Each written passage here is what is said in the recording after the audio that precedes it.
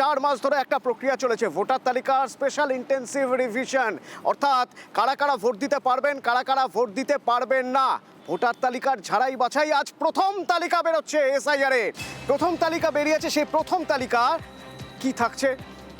আমার সঙ্গে সোমরাজ রয়েছে সরাসরি। সোমরাজ, তালিকা থেকে নাম বাদ, ভোটার তালিকায় নাম থাকবে না, এরকম হচ্ছে না।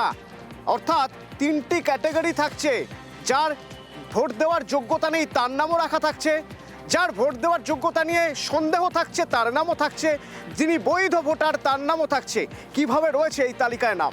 দেখো, তালিকার নাম 3টি ক্যাটাগরিতে থাকছে। একটা হচ্ছে ডিলিটেড, একটা হচ্ছে আন্ডার অ্যাডজুডিকেশন, আর একটা হচ্ছে অ্যাপ্রুভ। এই 3টি ক্যাটাগরিতে তালিকা থাকছে। কিন্তু ইতিমধ্যেই বিভিন্ন জেলা থেকে যে তালিকা প্রকাশ হচ্ছে এবং সেখানে দেখা যাচ্ছে জেলাগুলির তরফে জানিয়ে দেওয়া হচ্ছে কত নাম আন্ডার অ্যাডজুডিকেশন আছে, অর্থাৎ কত নাম বিচারাধীন রয়েছে সেটি জানিয়ে দেওয়া হচ্ছে। কিন্তু এই যে কত নাম এখনো পর্যন্ত বাদ গেছে, এই বাদ যাওয়ার সংখ্যাটা কিন্তু এখনো চূড়ান্ত নয়, যেহেতু বারবার বলছি যে 60 লক্ষেরও বেশি নথি এখনো বিচারকদের নিষ্পত্তিতে রয়েছে। ফলত সেই সংখ্যাটা কিন্তু এর বাইরে থাকছে এখনো পর্যন্ত। এবারে দেখা যাচ্ছে যে তালিকাগুলি বিভিন্ন জেলা থেকে প্রকাশ করা হচ্ছে তাতে দেখা যাচ্ছে উত্তর কলকাতায় এখনো পর্যন্ত বাদ পড়ছে 4,10,000-এরও বেশি নাম, যার মধ্যে খসড়া তালিকায় বাদ গিয়েছিল 3,90,000। আর যাদের শুনানিতে ডাকা হয়েছিল, শুনানিতে ডাকার মধ্যে যারা অনুপস্থিত ছিলেন বা যারা একদমই বৈধ নথি দিতে পারেননি, সেই সংখ্যাটা হচ্ছে 17,000। অর্থাৎ 4,07,000-এরও বেশি নাম উত্তর কলকাতায় এখনো পর্যন্ত বাদ পড়েছে। পাশাপাশি বাঁকুড়া জেলায় বাদ পড়লো 1,35,000।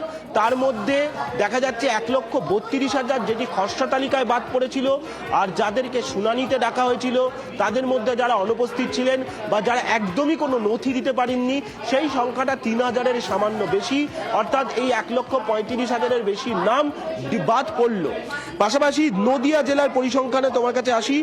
নদিয়া জেলায় দেখা যাচ্ছে খসড়া তালিকায় বাদ পড়েছিল 2,16,000-এর নাম, আর এবারে শুনানি পর্বে যারা অনুপস্থিত থাকলেন বা যারা একদমই বৈধ নথি দিতে পারেননি, সেই সংখ্যাটা 50,000-এর বেশি, যাদেরকে ডিলিটেড বলা হচ্ছে।